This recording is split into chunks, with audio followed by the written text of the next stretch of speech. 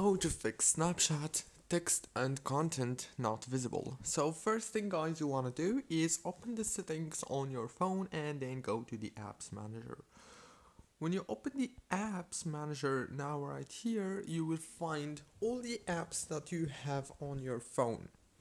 So all what you want to do is wait a few seconds and then scroll until you find Snapchat, click on it, click on force stop and then go to the storage. Now right here it will start computing as you can see. So all what you want to do after that is very simple.